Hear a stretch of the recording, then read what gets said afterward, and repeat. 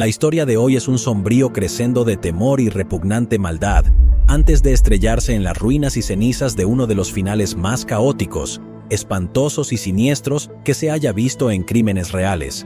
Si están buscando exhibiciones de comportamiento humano completamente vil y psicosis profunda, combinada con un buen toque de atroz incompetencia policial y abandono del deber, entonces están en el lugar correcto.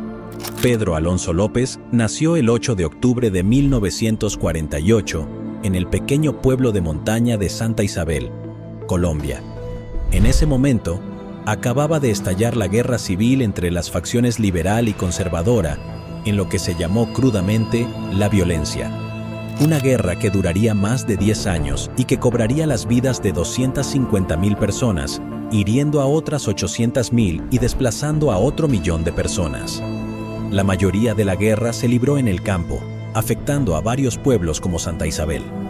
La guerra civil mató al 2% de la población del país en ese momento y sumió a una nación ya pobre, en pobreza y falta de ley.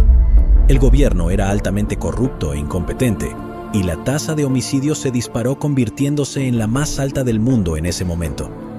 El padre de Pedro López, Medardo Reyes, era miembro de la facción conservadora y fue asesinado más de 3 meses antes de que Pedro naciera.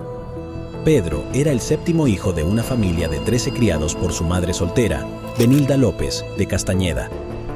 Cuando Pedro era pequeño y solo tenía 5 años, mientras la guerra civil estaba aún en curso, su madre trasladó a la familia a la ciudad de El Espinal en busca de refugio de los peores enfrentamientos y también en busca de dinero. El nombre de la ciudad, que significa columna vertebral, de ahí El Espinal, era una ciudad incrustada profundamente en el sistema nervioso de los Andes. Tenía una población mucho mayor y era la capital del arroz en Colombia. La madre de Pedro pensó que sería más fácil encontrar clientes para cierto tipo de comercio. Benilda López afirmaba que le dio a su hijo una crianza amorosa y que Pedro siempre fue un niño brillante y amigable que soñaba con ser maestro, al menos eso decía su mamá. Mientras tanto, Pedro alegaba que su madre era físicamente abusiva de manera extrema y llegó incluso a decir que estaba enferma de la cabeza. Esa no es la forma de castigar a tus hijos. Me castigaba con demasiada violencia. La familia López se encontraba sumida en la pobreza y Benilda pagaba lo poco que tenían trabajando como prostituta. Cuando quedó embarazada, simplemente tuvo al bebé y la familia, que ya era pobre, se hizo aún más grande. Pedro presenció cómo decenas de hombres iban a su apartamento y usaban a su madre de esa manera. Para colmo, con frecuencia, estos hombres se volvían violentos y la golpeaban. Esto sucedía, día sí día también, ya sea por desacuerdos sobre el precio o simplemente porque eso era lo que pagaban. Esta primera exposición prematura al acto de procrear, marcada por la violencia, además del hecho de que su madre presuntamente fuera violenta con él, dejó una impresión duradera en la mente de Pedro. Se estaba forjando una conexión a una edad muy temprana entre procrear y la violencia, que luego retorcería sus propios sentimientos de excitación y sus actitudes hacia las mujeres, hasta el punto de que se acercaría mucho a una forma de procrear. En 1956, cuando Pedro tenía solo 8 años, dejó su hogar y se fue a vivir a las calles. Su madre Benilda afirma que Pedro se escapó de casa por su propia voluntad. Ella dice que lloró durante días y días después de que se fuera, salió corriendo a El Espinal en busca de él. Benilda admitió que sospechaba que un vecino había secuestrado a Pedro o algo peor. Ella dijo que la facción liberal había secuestrado y asesinado a su hijo, tal como habían matado a su esposo. Sin embargo, es difícil decir qué lograrían las guerrillas liberales secuestrando y asesinando a un niño de 8 años, hijo de una supuesta prostituta empobrecida. Pedro López, por otro lado, da una versión ligeramente diferente sobre por qué se fue. Él cuenta que un día, en 1956, fue sorprendido tocando los senos de una de sus hermanas, tratando de iniciar un acto para procrear. Recuerden, amigos, que tenía 8 años. Tomen ustedes esa información como quieran. En cuanto al asalto de procrear incestuoso, López afirma que su madre lo echó de casa y le dijo que nunca regresara. A pesar de tener 8 años y no tener a dónde ir, aparentemente López cumplió y no regresó. A estas alturas, es posible que hayas notado que esta historia tiene un problema con narradores poco confiables. Sin importar los verdaderos eventos que lo llevaron allí, El niño de 8 años sin hogar, Pedro López, durmió en las calles, alcantarillas, callejones y edificios abandonados de El Espinal. Se alimentaba escarbando en la basura en busca de comida podrida y también mendigando dinero. No hace falta decir que esto resultó en sufrimiento y desnutrición, ganando un físico esquelético con el vientre hinchado. En palabras de López, recuerdo haber sido un niño animado y enérgico, inocente. Durante la mayor parte de mi infancia, viví en lugares sucios y sórdidos. Mi vida había sido deshonesta porque fui abandonado. Los años pueden llevar a alguien y cambiarlo drásticamente. Lo único mínimamente positivo era que las noches en El Espinal, incluso en invierno, no eran particularmente frías, pero esto apenas era consuelo para un niño asustado con el estómago vacío, durmiendo entre ratas y desperdicios de la ciudad. Pedro no estuvo en las calles más que unas pocas semanas antes de que un hombre preocupado se le acercara y lo invitara a su casa, para una comida caliente y una cama en la que pasar la noche. Pedro aceptó la amable oferta del hombre y fue llevado a un almacén abandonado, donde el extraño lo sodomizó por la fuerza antes de expulsarlo nuevamente a las calles. Pedro no podía acudir a la policía, quienes no eran muy efectivos debido a las altas tasas de delincuencia, la guerra civil y la tendencia a ignorar los problemas de las masas pobres de la ciudad. Espero que tomes nota de ese último punto, porque se convertirá en un tema en la historia de hoy. Tan traumatizado quedó el joven niño por la experiencia, que dejó de hablar con cualquiera. Durante 2 meses, solo salió por la noche en busca de comida en los contenedores de basura de la ciudad. Estaba completamente aislado y solo. Durante el día, pasaba tiempo acurrucado durmiendo en callejones o, si tenía suerte, en edificios abandonados antes de que los demás sin hogar de El Espinal lo asustaran.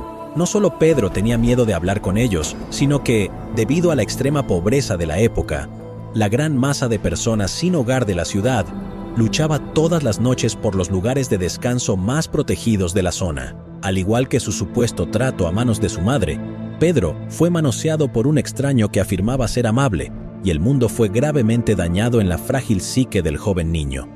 López dijo: "No niego que me haya afectado. Siempre he querido castigar a los responsables. Los odiaba.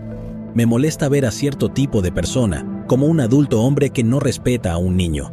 Me aseguro de poner en su lugar a esa persona". El mundo de Pedro era de guerra, pobreza y depredación, donde las personas en las que más confiaba resultaron ser crueles. Nunca tuvo una infancia normal y desarrolló una visión distorsionada de la humanidad. Esto no solo torció su brújula moral, sino que también envenenó profundamente su corazón. Este fue el primer paso en el largo camino de la retorcida búsqueda de venganza de Pedro contra toda la raza humana. Después de vivir un par de meses durmiendo en las calles, el niño de 8 años hizo el recorrido a pie de 90 millas, 146 kilómetros, desde El Espinal hasta Bogotá, la capital de Colombia. Bogotá es una metrópolis extensa compuesta por millones de personas y constituye entre el 15 y el 20% de la población del país. Durante la Guerra de la Violencia, Bogotá era el premio máximo para ambos bandos, pero en su mayor parte, la ciudad era un refugio para aquellos que escapaban de las guerrillas en el campo y las montañas. Como El Espinal, Bogotá también está situada en las altas montañas de los Andes y en 1956 estaba rodeada de tierras fértiles que desde entonces han sido en su mayoría devastadas. Desde lejos, la ciudad puede parecer pintoresca, pero también es algo así como un agujero infernal distópico, digno de Blade Runner, Cyberpunk o League of Legends. Al mudarse a Bogotá, Pedro López desapareció entre los barrios marginales y se sumergió en una comunidad de miles y miles de mendigos callejeros sin hogar. La mayoría de estos niños eran huérfanos de la guerra o, como Pedro, escapaban de hogares abusivos. No hace falta decir que los servicios sociales en Colombia en 1956 no eran lo suficientemente sólidos como para hacer frente a tal cantidad de niños desfavorecidos, por lo que quedaron abandonados a su suerte. El apodo para estos niños de la calle era los gamines, quienes operaban como una compleja red de mendigos, ladrones y pandillas callejeras para sobrevivir. Pedro rápidamente se unió a una de esas pandillas callejeras y dentro de esa alianza juvenil ayudó a defender el territorio de la pandilla o la pequeña porción de Bogotá que la pandilla reclamaba para el robo, la mendicidad y los lugares privilegiados para dormir.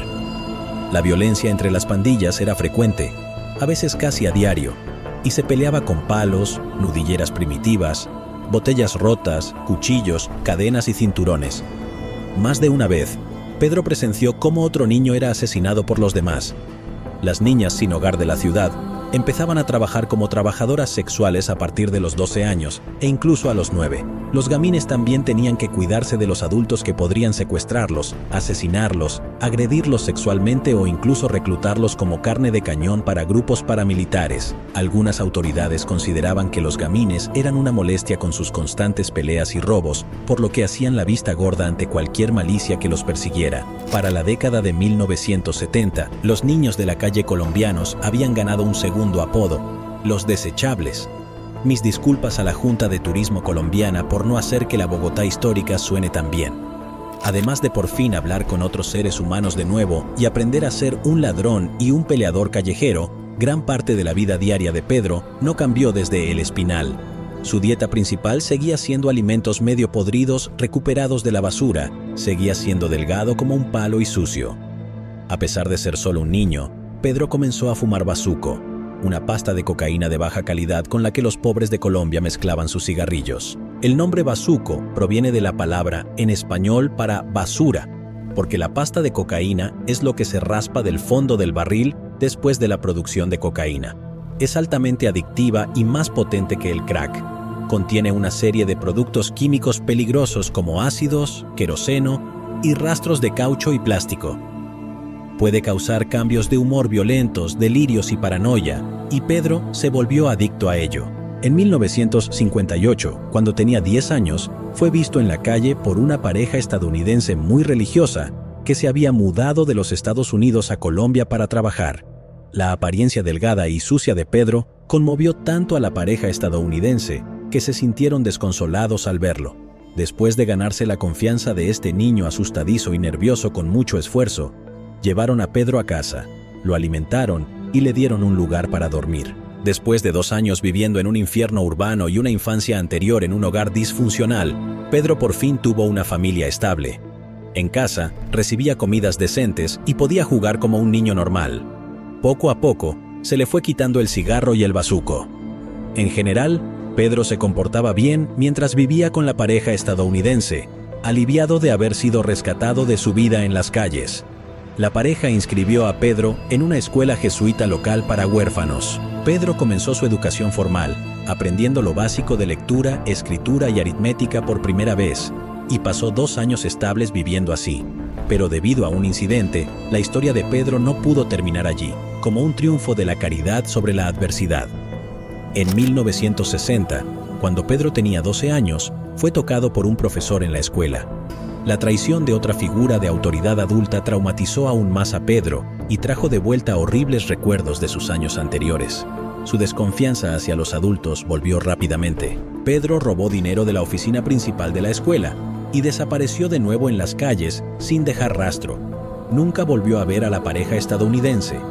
Desde ese momento en adelante, todo lo que Pedro esperaba de las demás personas era traición. Más tarde en la vida, Pedro comentaría sobre este incidente: «Soy un hombre adulto, he llevado una vida invertida, me he desorientado, delirante, todo porque carecí de apoyo y ayuda cuando más lo necesitaba». Algunos de ustedes podrían pensar que Pedro debería haberse quedado con la familia estadounidense, y tendrían razón. Es muy probable que Pedro hubiera estado mejor. Pero desde la perspectiva de un niño gravemente traumatizado, se puede entender cómo deseaba regresar al ambiente familiar de las calles, donde la vida era dura, pero al menos era de autosuficiencia, donde Pedro sentía que tenía más control sobre su propio destino. Cada vez que Pedro se relacionaba con el mundo de los adultos y la sociedad normal, parecía salir lastimado. Pedro volvió a su vida de fumar bazuco y andar con pandillas callejeras de Bogotá. Pronto ascendió en la jerarquía. Incluso a una edad temprana, Pedro se convirtió en un ladrón y estafador bastante hábil a los 16 años, y en 1964 se graduó siendo un ladrón de autos. Pedro robaba autos por toda la ciudad y los llevaba a uno de los muchos talleres clandestinos de Bogotá, donde desarmaban el auto y vendían las piezas por separado.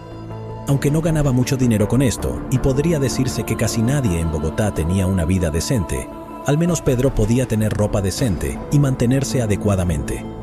A medida que maduraba en un adulto, A los 18 años era un ladrón de autos altamente respetado en el submundo de Bogotá, e incluso comenzó a entrenar a jóvenes adolescentes para hacer lo mismo a cambio de una parte de las ganancias. Aunque no puedo aprobar el robo de autos, no estoy seguro de lo que habría hecho para sobrevivir como un niño de la calle, atrapado en un entorno tan horrible como los barrios marginales de Bogotá en la década de 1960. En 1969, a los 21 años, la carrera de Pedro López como ladrón de autos llegó a su fin. Fue atrapado por la policía manejando un vehículo robado, arrestado y condenado a 2 años de prisión. Pedro solo había estado encerrado durante 2 días cuando fue golpeado y violado por 4 reclusos. Esto enfureció al hombre ya adulto, trayendo de vuelta todo tipo de recuerdos traumáticos de su infancia. En respuesta, Pedro pasó la noche fabricando un punzón con un cuchillo sin filo.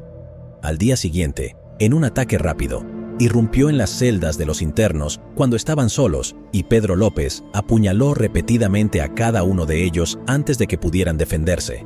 Cada ataque duró no más de 1 minuto. Pedro López logró matar a 3 de los 4 violadores, mientras que el 4º recluso sobrevivió a su ataque en estado crítico.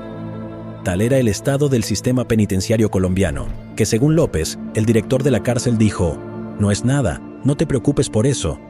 Las autoridades penitenciarias determinaron que López había cometido los asesinatos en defensa propia, no porque los hubiera matado en el calor del asalto inicial de los violadores, sino porque, al estar encerrados en la prisión, es probable que los reclusos lo intentaran nuevamente, lo que posiblemente llevaría a la muerte de López. Tan endémica como es la violación en muchos sistemas penitenciarios del mundo, especialmente en Colombia, los guardias no tenían los recursos o, francamente, el interés en prevenir la violencia entre los reclusos. A menos que se tratara de un motín en toda regla que pudiera resultar en fugas, las autoridades penitenciarias se hacían de la vista gorda. Además, en la cultura tosca y ruda del sistema penitenciario colombiano de la década de 1960, se consideraba un gran deshonor ser sodomizado por otro hombre, y el acto de deshonra solo podía ser expiado mediante un acto apropiado de venganza. Como tal, los asesinatos en prisión como este eran tolerados en silencio por las autoridades y las cárceles colombianas. Operaban esencialmente bajo sus propios códigos legales informales. Al final, las autoridades solo agregaron 2 años más a la sentencia de prisión de Pedro López por los asesinatos de 3 hombres y el intento de asesinato del 4º. Mientras estaba en prisión, aprendí a defenderme, dijo López más tarde. De hecho, nunca tuvo problemas más graves durante los 4 años restantes que pasó allí. López no se unió a una pandilla de prisión, aunque ocasionalmente se relacionaba con otros reclusos. En su mayoría se mantenía en solitario. Los demás convictos lo dejaban en paz por una simple razón. López cultivaba la imagen de ser el único recluso que parece estar en todas las prisiones, aquel que parece ser un animal rabioso e impredecible, completamente loco. Si te metías con él, estarías poniendo tu vida en sus propias manos. En este momento de su vida, la inestabilidad mental propia de López, sus discursos incoherentes y sus cambios de humor violentos sirvieron para enfatizar este punto. López pasaba sus días fumando cigarrillos y holgazaneando en su celda. Gradualmente, fue acumulando revistas pornográficas que ocasionalmente filtraban en la prisión. Después, López construyó una colección bastante grande y consumía ávidamente pornografía mientras estaba encarcelado. Según López, se sentía conflictuado con respecto a sus hábitos masturbatorios. Por un lado, sentía la necesidad de satisfacer sus impulsos biológicos y ciertamente no iba a agredir sexualmente a sus compañeros de celda, dada su propia experiencia. Por otro lado, encontraba repulsivas a las mujeres en las revistas pornográficas. Las imágenes gráficas en las que estaban involucradas le recordaban a su madre, mancilladas, contaminadas, completamente carentes de inocencia. En última instancia, tales imágenes internas no lo estimulaban ni lo excitaban sexualmente, y así Pedro López comenzó a fantasear con otras cosas. López afirmaría más tarde que después de su violación en prisión, fue la gota que colmó el vaso. Había sido golpeado toda su vida y cuando fuera liberado, tomaría venganza contra la humanidad. Según López, le habían robado su inocencia a los 8 años, así que tomaría ojo por ojo y diente por diente. Para citar lo que Pedro López dijo en una de sus muchas entrevistas de prensa, «Siempre he vivido en la pobreza. Tengo ambición de ser poderoso algún día, de gran importancia. Entiendo lo que he hecho, no hay vuelta atrás. Como veremos, López tenía una forma bastante sombría y distorsionada de lograr importancia. Pedro López fue liberado de prisión en 1973. A partir de ahí, los movimientos de López quedan en la oscuridad durante media década. Sabemos que desde 1973 hasta 1978, López no tenía una residencia fija y se movía entre Bogotá y El Espinal, haciendo ocasionalmente incursiones en otras ciudades y zonas rurales. De vez en cuando, López visitaba a su madre, con quien había reestablecido relaciones ahora que era adulto. Sin embargo, las visitas de López a su madre no terminaron en buenos términos. Según Benilda, Pedro solía ser confrontacional y cruel, y luego se marchaba. En 1958, Pedro López viajó a Perú, donde vuelve a aparecer en nuestro radar durante un incidente perturbador.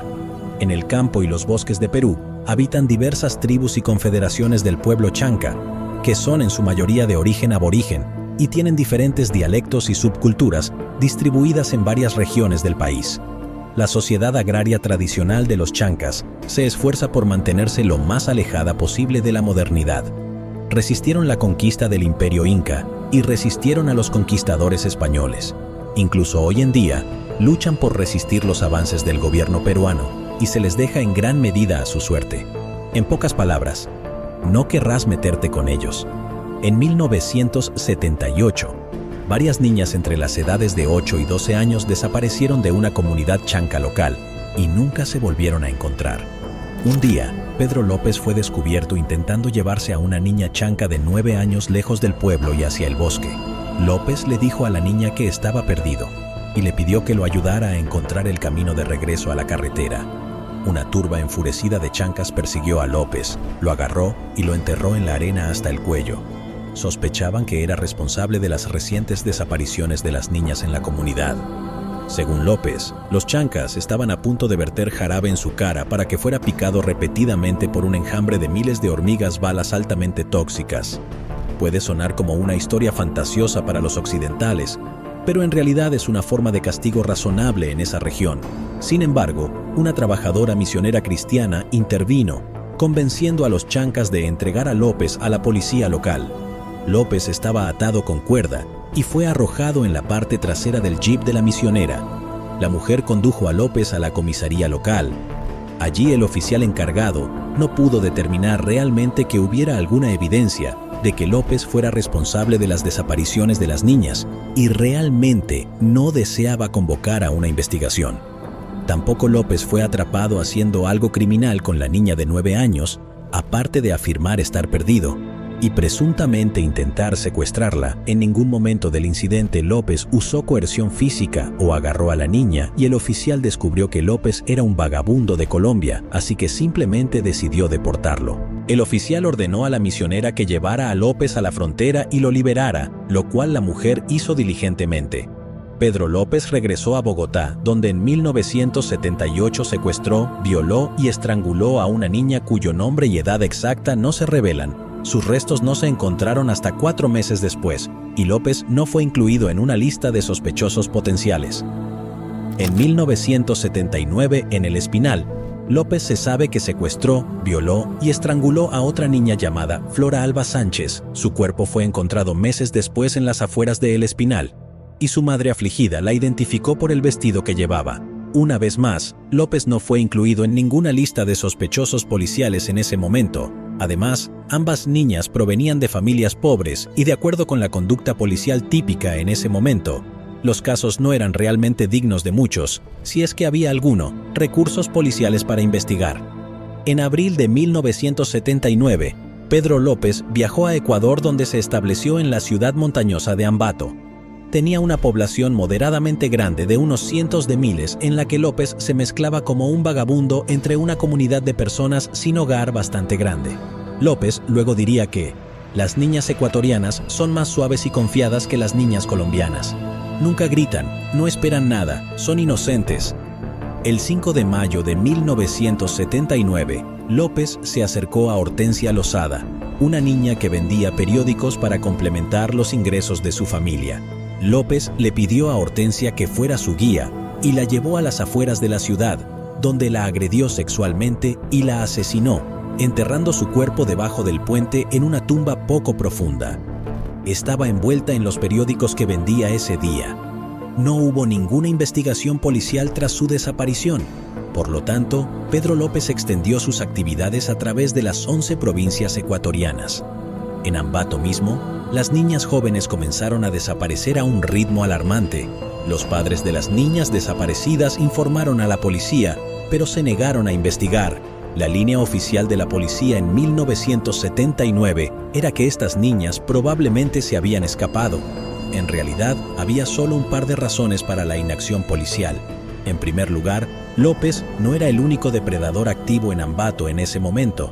Los traficantes de personas llevaban a cabo un comercio floreciente al secuestrar y enviar a jóvenes niñas a destinos desconocidos, y estos criminales generalmente tenían conexiones con la policía, donde distribuían sobornos como dulces en un sistema altamente corrupto.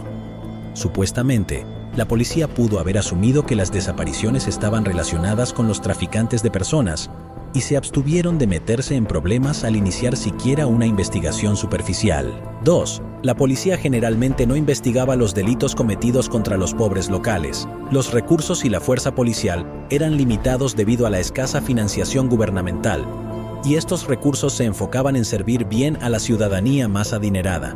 Las autoridades estaban extremadamente renuentes a verse envueltas en el número exponencialmente mayor de casos que ocurrían en comunidades pobres, y solo lo harían si las cosas se volvían seriamente graves. En su lugar, los ciudadanos empobrecidos de Ambato se encargaban en gran medida de la policía y la justicia local a través de la vigilancia, las disputas, los asesinatos por venganza y el dominio de la mafia. En este caso, los padres colocaron letreros por toda la ciudad y ofrecieron recompensas por información, pero sin éxito. Luego, el 14 de febrero de 1980, Ivanova Jacome desapareció mientras caminaba sola en el centro de Ambato para visitar a su padre en el trabajo. Sin embargo, su padre no era pobre, era dueño de una gran cadena de panaderías en toda la región y era un empresario respetado en la comunidad. Cuando informó a la policía, se vieron obligados a prestar atención y se percataron de una de las desapariciones. Esto avivó aún más el fuego en los padres de las otras niñas desaparecidas y sus voces se hacían cada vez más fuertes en la comunidad y en la prensa. Unas semanas después, las fuertes inundaciones dejaron al descubierto los restos de 4 niñas que habían sido asesinadas y enterradas en diferentes ubicaciones a lo largo de un río cerca de Ambato. Fue en este punto cuando la policía se dio cuenta de que estaban lidiando con un asesino en serie. La ciudad entró en estado de alerta máxima. Luego, el 8 de marzo de 1980, la policía encontró el cuerpo de Yves en un cobertizo de una granja en las afueras de la ciudad. Fue identificada por su padre devastado. Pedro López había decidido una forma verdaderamente repugnante de vengarse de la humanidad por la forma en que había sido tratado durante toda su vida.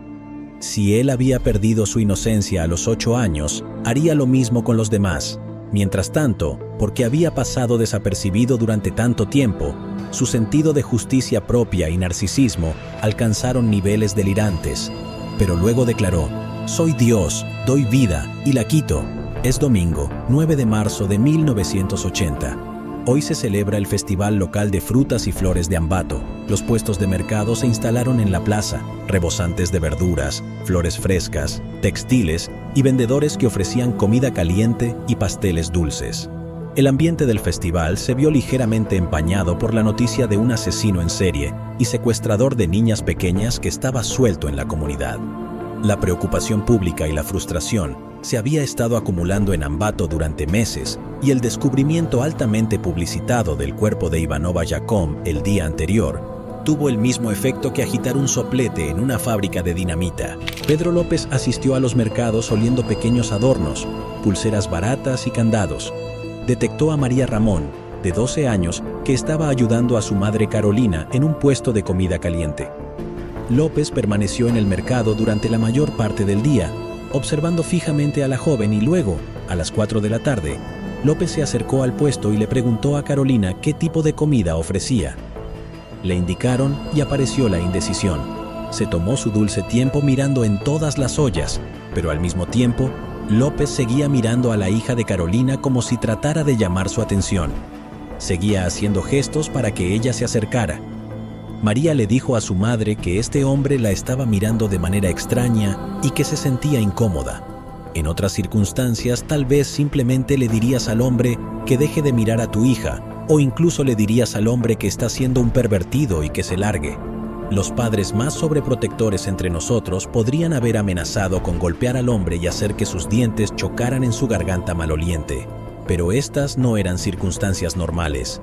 Todos sabían acerca de las desapariciones de las niñas. La policía no había logrado nada durante meses y por lo tanto, a los ojos de los ciudadanos de Ambato, un hombre extraño que intentaba llamar la atención de una niña en el mercado era motivo suficiente para la máxima hostilidad y sospecha. Carolina Ramón le gritó al hombre y rápidamente se armó un tumulto que persiguió a Pedro López por todo el mercado. Lo golpeó y luego lo entregó a la policía, bajo sospecha de ser el asesino de niños local. Una vez en custodia policial, Pedro López negó todos los cargos e insistió en que era, cito, una buena persona con un corazón puro. Las técnicas de interrogación policial siguieron siendo estándar al principio hasta que descubrieron que no era ecuatoriano, sino colombiano, y que se encontraba en el país sin visa. En este punto, la policía sometió a Pedro López a una paliza severa para obtener una confesión de él, pero aún así, Pedro López no cedió y continuó protestando su inocencia. Fue arrojado a una celda.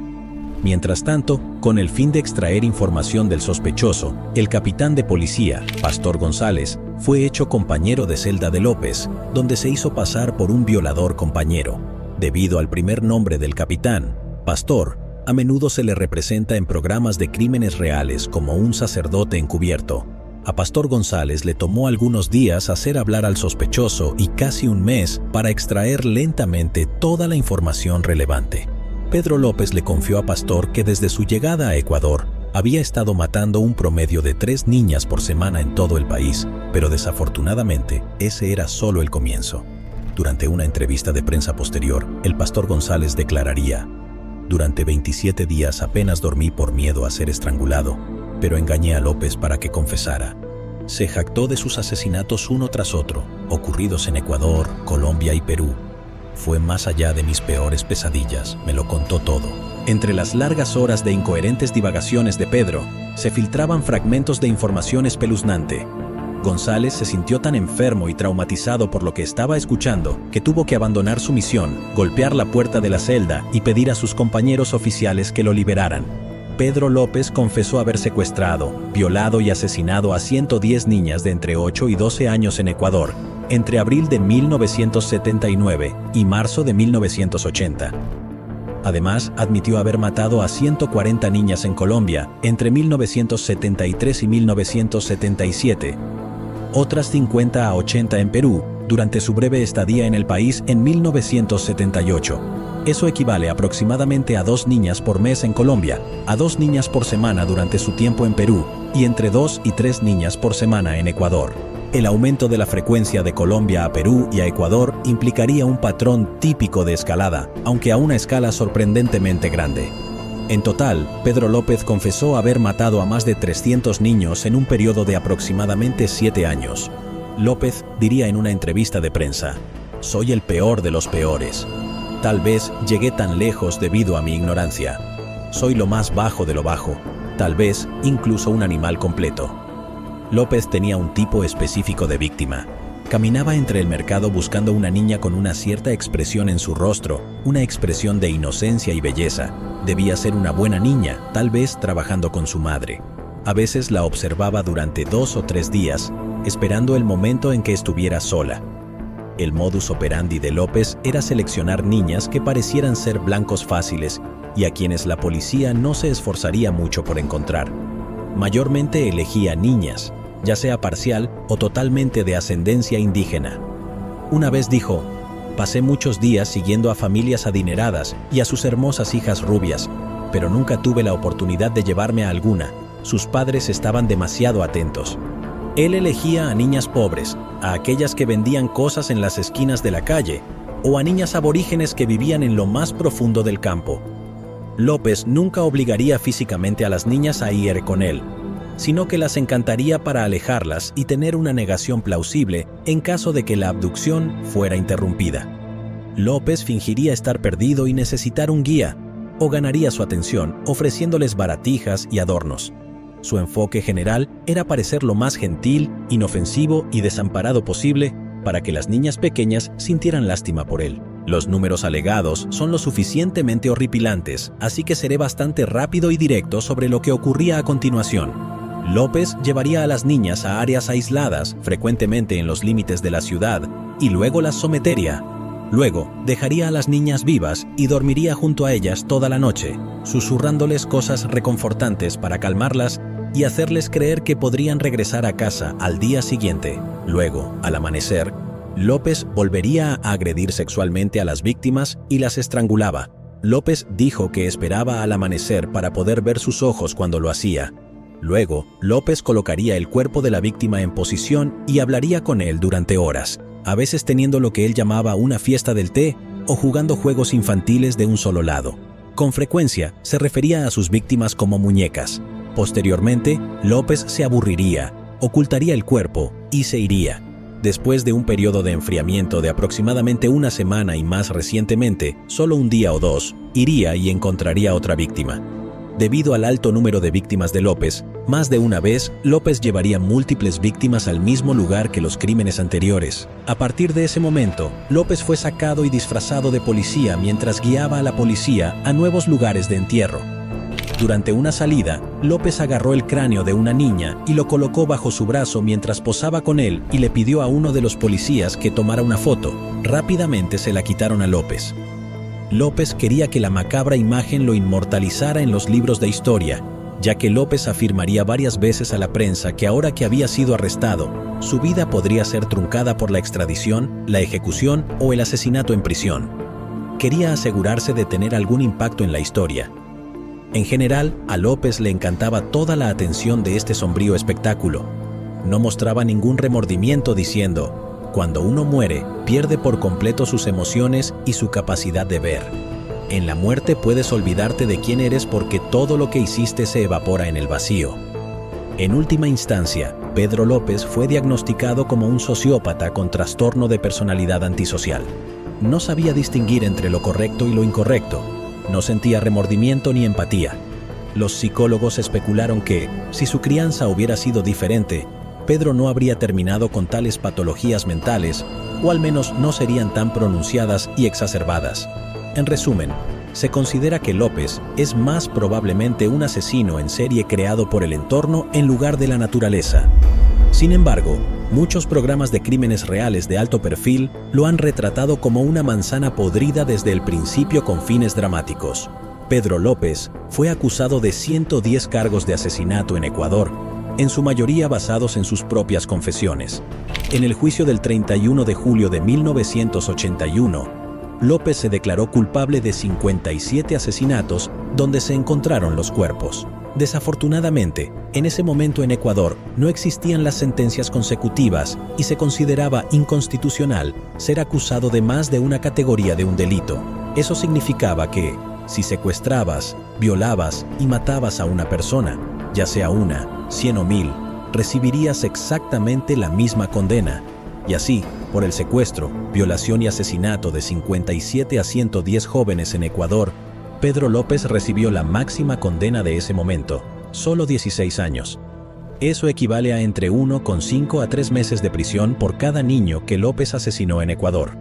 Si sumamos el estimado de víctimas en Perú y Colombia, aproximadamente 300, López pasaría 2 semanas en prisión por cada asesinato y Pedro López sería liberado de prisión antes de cumplir los 50 años. La baja pena máxima se debió en parte a la sobrepoblación carcelaria. Cuando más tarde le preguntaron sobre la liberación del asesino, el ministro de Prisiones ecuatoriano, Pablo Faguero, diría: "Sí, suena extraño, pero esa es nuestra ley. Si eso o todas esas cosas te frustran, no estás solo". López pasó 2 años en una cárcel en Ambato, antes de ser trasladado a la prisión en Quito, la capital de Ecuador. Allí fue enviado al pabellón de asesinos y violadores.